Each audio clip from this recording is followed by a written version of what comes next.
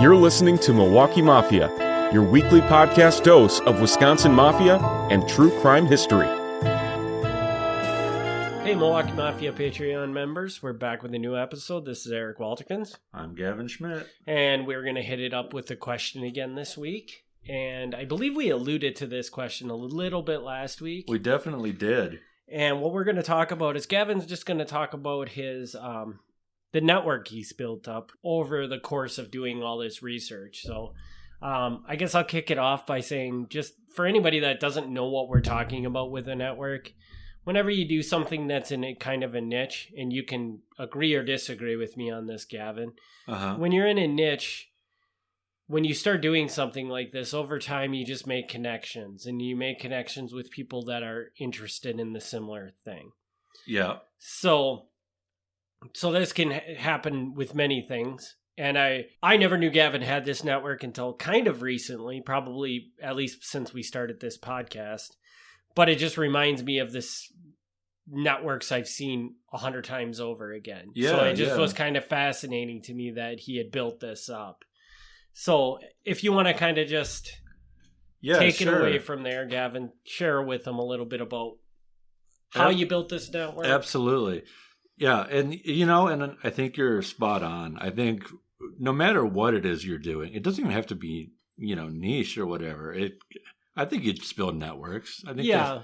But you're right. And we're not going to talk about it because this is way off topic. But like, you run a business. Yep. And you've got to know all kinds of people that are in similar businesses. Exactly. And I'm also in what I would call a niche business where you wouldn't think there's a lot of people out there doing it, but there is. And you learn that once you start doing it, how big it actually is. Right. So like, I think it applies to pretty much everything. But okay. So when I first started researching, not even writing, I was going to say researching and writing, but even before the writing, just the researching, I was reading like crazy. I mean, not just the documents I would request, but, all kinds of books, any books I can get my hands on, most of which, are kind of not necessary because a lot of the books on mafia stuff are like New York, which I don't particularly care about, but it does give you more of an idea of just how things are. And in doing this, I don't know how I found it, but there was a Yahoo group. So for the younger crowd, should we explain what Yahoo is? Do we need to? No. Oh. I'm just kidding. But I mean, for anybody that doesn't know, a Yahoo group is basically, I would consider today's version of a Yahoo group to be a Facebook group. It's the same concept, only Yahoo hosted it instead of Facebook. Well, with the Yahoo group, that's a fair way to describe it. I would actually compare it to a listserv. If people are familiar with listserv, which I don't think most people are. Oh, okay, all right. Well, so listserv is like you sign up, you send your email in, and you like send like an email that just says like subscribe. And then you're automatically on this email chain.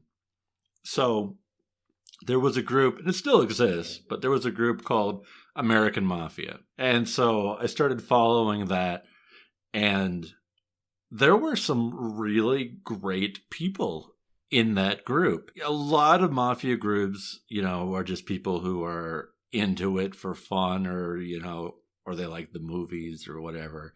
And they're not necessarily very knowledgeable. They're just something that they like. Mm-hmm. And that's fine too. But this group, like, I had picked the right group.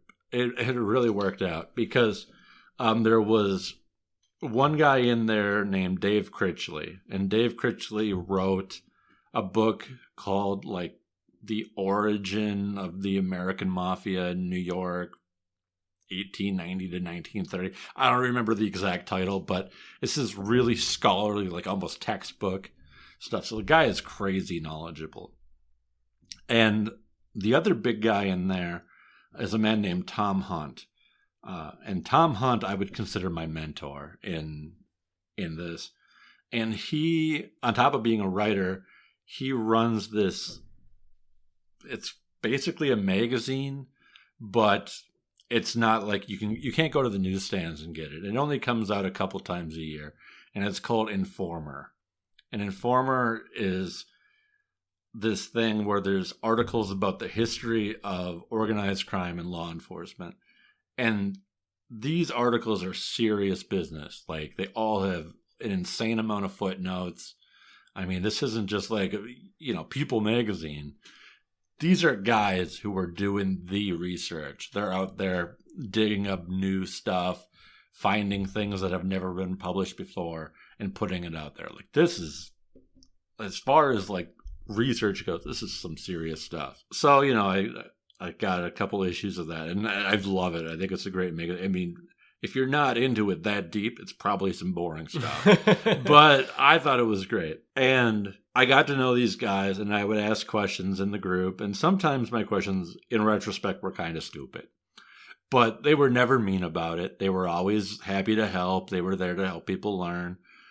And they pointed me in directions. Like, a lot of times when I was going through documents, there'd be names that I didn't know and things like that. And now it's like, well, I know this stuff inside and out. But I'd be like, does anybody know who this guy is? Mm-hmm. And then they'd be like, oh, yeah, this. Mm-hmm. And they know. And then as part of this, like, amazingly, there's a guy named Leonard. And Leonard lives in the Netherlands. He is the part owner of a sign company in the Netherlands. But for whatever reason, he is very, very knowledgeable about the mafia in the United States. Why a guy in the Netherlands is, I have no idea. But he is. He's written for Informer, and he's written other stuff just for fun. And he was a really good resource to meet, because he would write like these mini biographies. He had accumulated just thousands of newspaper articles and written like little mini biographies of all these guys from even Milwaukee and Rockford and Detroit. And I mean, every city, this guy was obsessed. So all these little figures you've never heard of, he made these little things that he got out of the newspaper. Did a lot of groundwork that I think saved people a lot of time later on. So that was cool. And anyway, so I got to know these guys. I mean, none of them I've ever met in real life, but I got to know them through that. And then it came around that Informer, the magazine, was going to do an issue focused entirely on Milwaukee. Oh. And so I was like, heck yeah, dude, I'm getting in on this. And so there were a few articles in there. There was one really good article about the Guadalabenes from a man named Joshua Hens. And then the article I actually wrote was about the Grande Cheese Company. So we're going to talk about that in the regular version soon. Very soon, yeah. But it's a cheese company in Fond du Lac, Wisconsin. And so I wrote about that. But it was really cool to be part of that. And like, it's so serious. Like, all of the documentation and footnotes you got to put in there. Like, it's not a matter of whether you're right or wrong. It's like, can you back up everything? Like, holy moly. So it's very serious. But it's a good exercise, too, if you want to be taken seriously as a researcher. So I got to know these guys. And then, from there, you get to know other people. You get to know other writers. Sometimes you get to know other writers because they work with the same publishers that you do. Mm-hmm. So I've had people send me emails, or I send them emails, and I'm like, hey, we're both working for this publisher, and I like your book, and then you get to know them. So when that happens, is that a connection that the publisher is putting out, or are they just seeing that, hey, there's this guy writing about the Milwaukee Mafia on that such and such publisher? I'm going to reach out to this guy. Could go either way. Okay, so the publisher. I mean, the publisher doesn't actively match us up or anything, but it could come. But you can ask the publisher to get you with someone else. Okay, sure, and that's really helpful. It's probably helpful in any writing, but it's helpful in the mafia stuff, because every so often guys show up in random cities. And then you're like, what? So if you know somebody who wrote something about that city, it's great to have their contact information, and you keep them on hand. There's a guy who just a couple of years ago now, he wrote a book on Colorado, the Mafia in Colorado, and he had reached out to me. We've exchanged messages a few times, so we know each other now. There's a guy who's focused on St. Louis, a guy who's focused on Detroit. So, I've exchanged messages with them. Like, I had a guy who I thought was a really minor guy in Detroit, just came up.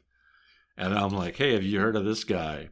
And his nickname, it's a strange mob nickname, but the mob guy's nickname was Little Shrieky. Little Shrieky. Yeah. And I'm like, hey, you know anything about Little Shrieky? And he's like, oh yeah, I know. And he did. Like, I was never heard of this guy, but he's like, yeah, blah, blah, blah. And it's like, so it's cool. So once you know who like the guys who are the expert on each city are, you can shoot them a question that, you're like, there's no way they know this. And they're going to pull the most random crap out. So it's cool. Then there's other levels. Once you get like a level of trust with certain people, they'll start sharing their, I don't know what even the word is, but some of their sources that they can't say who they are. So there's like a handful of like police detectives, retired guys generally, who are happy to like share their stories of stuff, but they don't want to be acknowledged. So you get to know these guys. They'll be like, you talk to another writer and they'll be like, oh, you want to talk to this guy? And then they'll send out a message to that guy. And he's like, yeah. And they let him in. And you'll hear some crazy stuff. Like, I don't even know if it's always true or whatever, but you get the police detectives telling you stuff. And then you get other weird stuff. Now, I know you and I have talked about this in real life. There's a guy who I call Rockford Mike. Yep. And Rockford Mike is by far the most knowledgeable guy on organized crime in Rockford. There's nobody. I don't think the police know as much as he knows. It's incredibly detailed. The thing about it is, though, is he, whether right or wrong, I don't know, but he's kind of scared. A lot of us in this community know who he is. Like, it's not the best kept secret in the world, but nobody has ever written his name like in an acknowledgments. He's never published anything. So he's not a public person, but he's kind of known as one of these guys that you can reach out to. But he's afraid of going public because he thinks there's still that level of corruption in the local police department. But he's an amazing source to have, like, in your network, because he's just collected this huge mass of stuff and he can't do anything with it. Like, the guy could write one of the greatest books ever, but he's not going to. So he's sitting on this stuff, and just you'll run into guys like that who are collectors, but not necessarily writers, and they have things that you had no idea were out there. I'm curious and I think Rockford Mike is a good segment. Rockford Mike is amazing. I wish that he could get more credit because that guy is amazing. I think that segues into this question very well. Mm-hmm. So, as you've met these people, it sounds like a lot of them that you work with are very open and very like, hey, I'll help you out, no problem, blah, blah, blah. You need information on this. Have you ever run into one that is not as helpful? Like, maybe they're like, well, if you're not giving me information, I'm not going to give you information. Or they just are like, this information has took me 22 hours to get, and I'm not just going to give it to you. You know what I mean by? No, I mean, I understand what you're saying, but I can't say that's been a problem. I mean, there's guys who are far more open than other guys. I mean, there's that. But I've never had anyone be like super protective about it, where they're like, I'm not giving you that. No, it hasn't really been an issue. I've made myself wide open, and I tell people all the time, like when I do talks, I tell people all the time, I'm like, if you want copies of the police files, FBI files, whatever, I'll give them to you. I won't even charge you. I'll scan them, turn them into a PDF, and I'll send them to you. I don't care. Not everybody is quite as like willing as I am, maybe, but I've never had people tell me like, no, no, I'm not going to do it, or you got to pay me, or no. Okay. Everybody's pretty cool about it. And the reason why I asked that question, just in case we do have somebody out there that's interested in researching this type of stuff. Mm-hmm. I don't know if you have this experience from your world of doing this, but like we had discussed, I run a business, and I run into a lot of people in business that they're not willing to open up and like ask people for support on something or suggestions, or like this person might be able to have the solution to exactly what I'm looking for, and they're not willing to do it because they're like, well, they're not going to give me something that's going to make it work better for me because it might hurt their business or something. Sure. And there's a lot of people that believe that, but in my experience, that doesn't really exist. People they're willing to help you. They want to see everybody succeed. Sure. And I'm thinking basically from what you're saying, you would say the same thing from a research perspective, that you have not really run into a person that is just like, well, no. Right. Yeah. They want you to be able to do what you want to do. They don't see you as a competitor. Right. I mean, it's a little different than what you're saying. I mean, because you're talking where you're actually competing with other people. So if they're open, that's awesome. Yeah. In my case, it really isn't like competition. Like if I give somebody something or somebody gives me something, it doesn't hurt either of us. Like there's really not that risk. And it's funny because in my mindset, if I go to somebody that's in the field of running a business similar to mine, and I help them with something, it doesn't hurt me at all either. Right. It really doesn't. And maybe it doesn't. Yeah, it really doesn't. It's just, it's even though it's a small world, it's still too big to really, to have an effect. But I'm just like, I mean, in my case, I'm focused on Milwaukee or, Wisconsin. That's kind of my thing.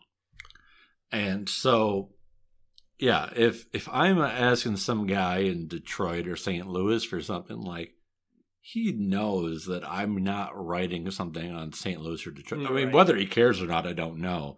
But like, they know that's not what it's going to be used for. Right. And it's not writing a book that's going to compete with them in any way, shape, or form. Right. Because... Right. And like I said, in my point of view, like, I don't even care. And we talked about that in a previous... I think it was a previous Patreon already. Yeah. Where, like I said, if somebody wants to write the Frank Balistree book, go for it. I'll give you the stuff. I don't consider that competition. I'm just happy to get the stuff out there. But I'm not going to do it. So, yeah, I don't see any negatives of doing that. I feel like, but, I'm not approaching it, and I don't think most people are, but I know me specifically, I'm not approaching it really as a commercial thing. I mean, I like getting paid, but to me, it's really all about just getting information out there. So, and it's about doing the thing you love doing. Right. I mean, I don't understand why you like reading police documents and taking notes on them. No? But I love it. I think you do. So, yeah.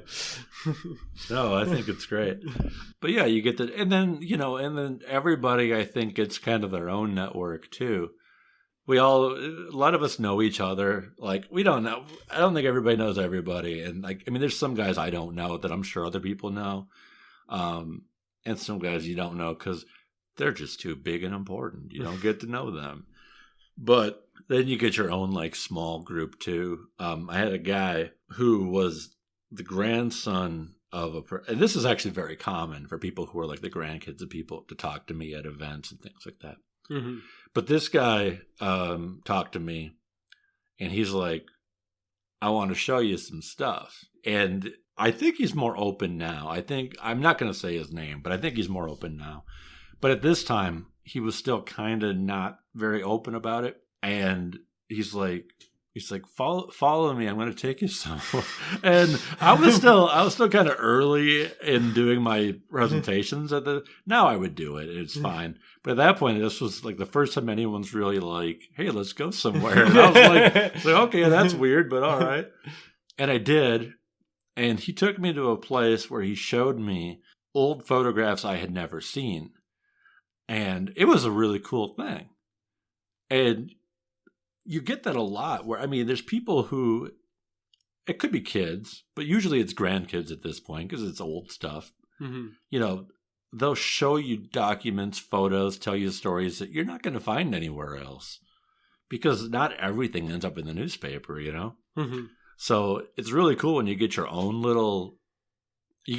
sources too, where like, I'm probably never going to have to share this guy's email with someone in Detroit because it's not really relevant, but it's cool building like a mini network as well. And as well, you now have content that literally nobody else, I mean, yes, this guy that came up to you at a presentation in Milwaukee has, but nobody else has this content. And that's I mean, that's priceless, really.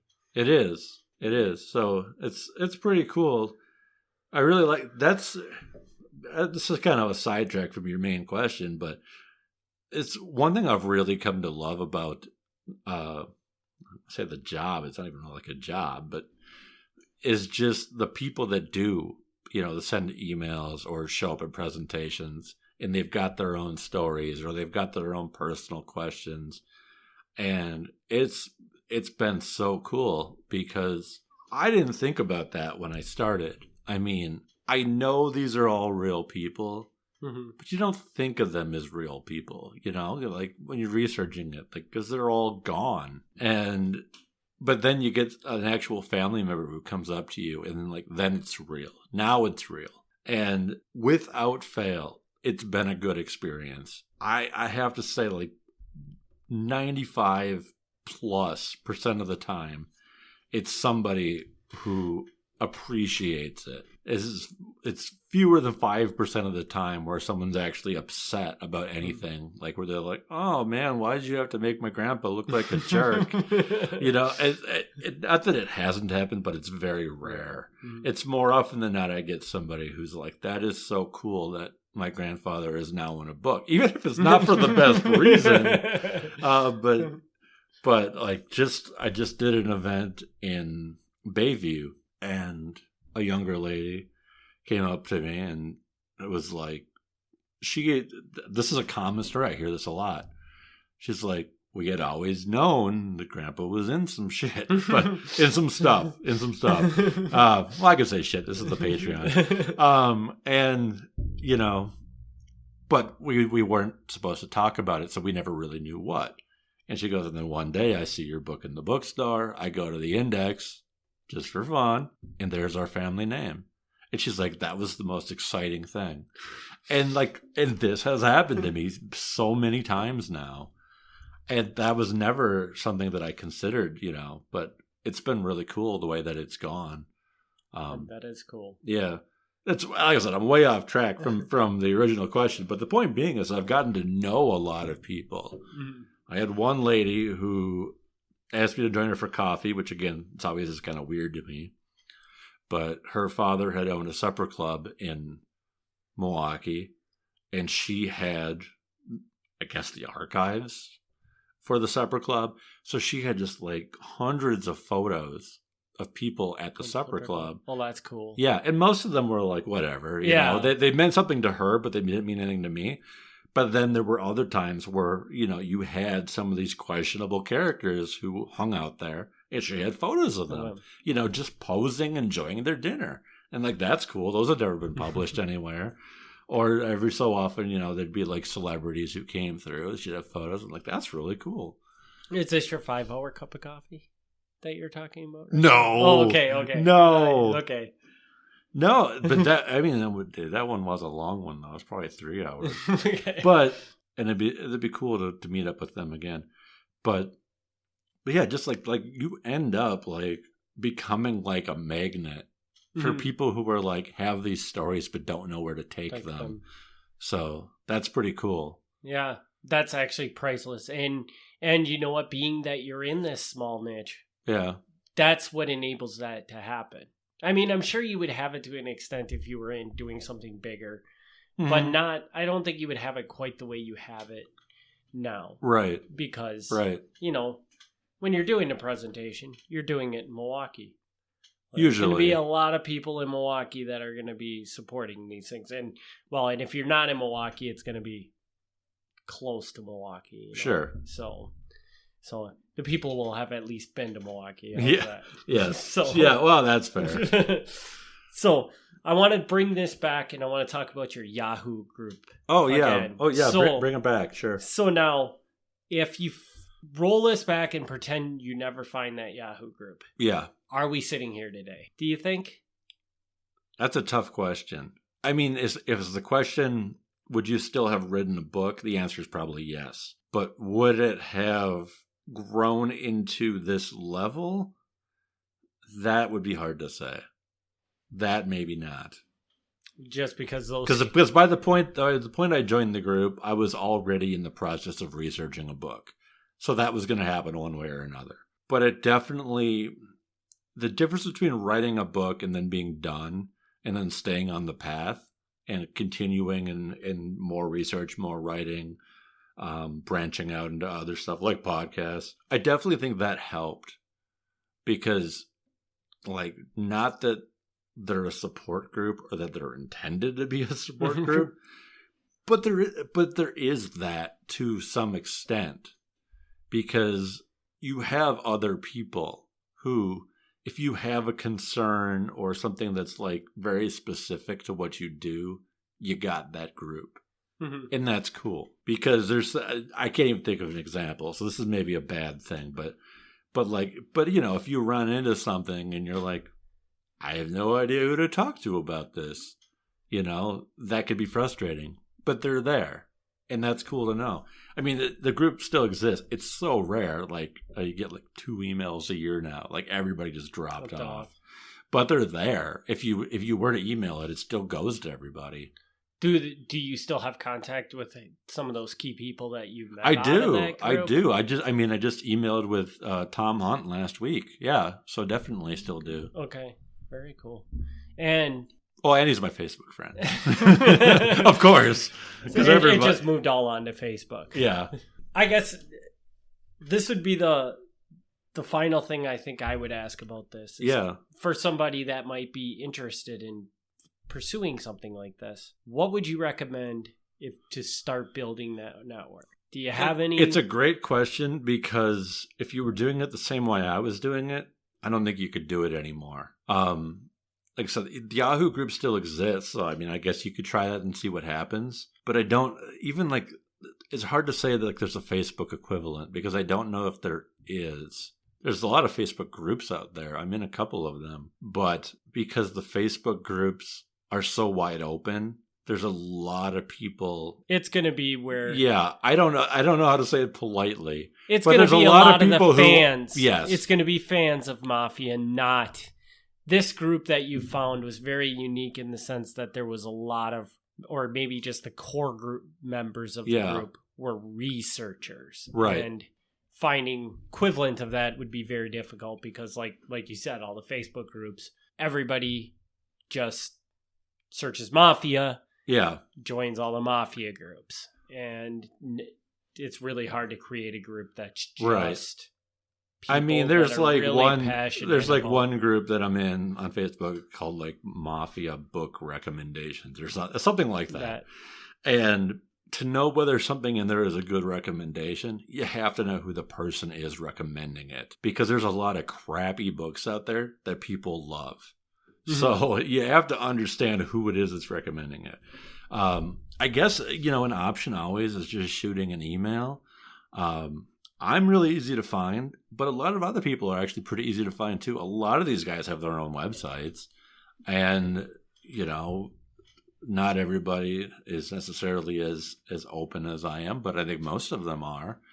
So if you're interested in it, if you've read a book and that book is like something that you want to do, find that author, email that author if you can, or their publisher, see if they can get you in contact with them.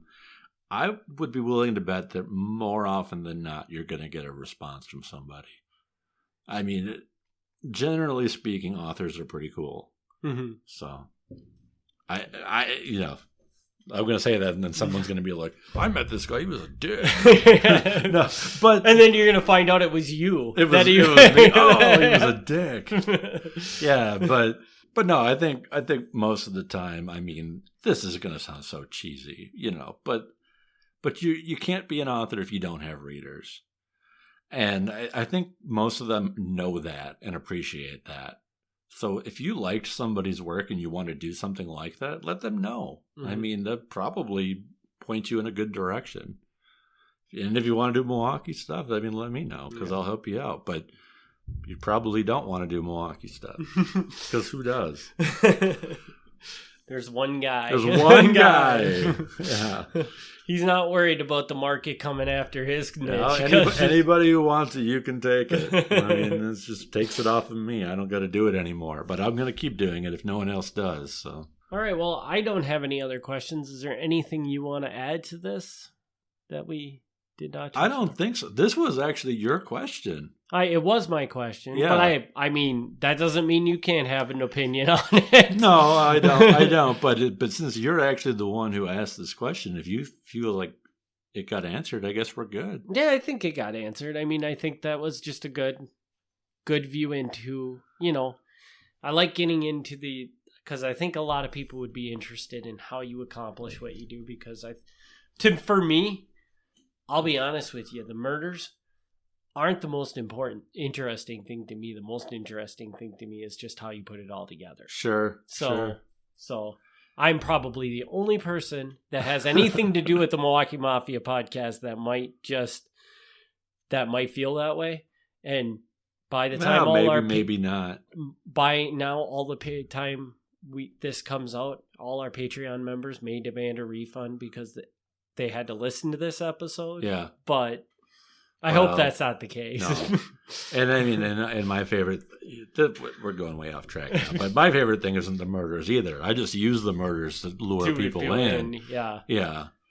You like the history aspect. I like the history aspect. I like the history, but I think it's easier to trick people into reading it if there's people bleeding all over the place.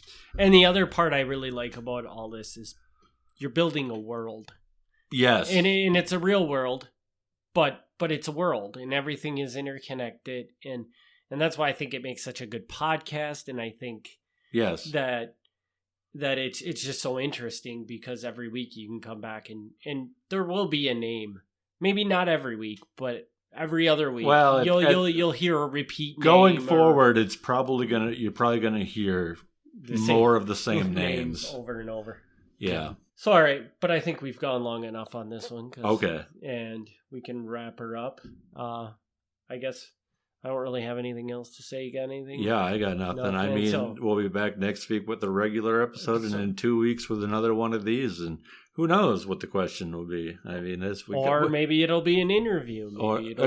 Maybe I'll finally get around to watching this documentary. Yeah, you are supposed to do that, yes. That would be a good one. So, all right. Thanks, everybody, for tuning in. We'll be back for next week for a regular episode. 2 weeks for another Patreon. All right. Well, thank you. Thanks for tuning in to the Milwaukee Mafia podcast. Join us next week for another look back at Wisconsin Mafia and true crime history.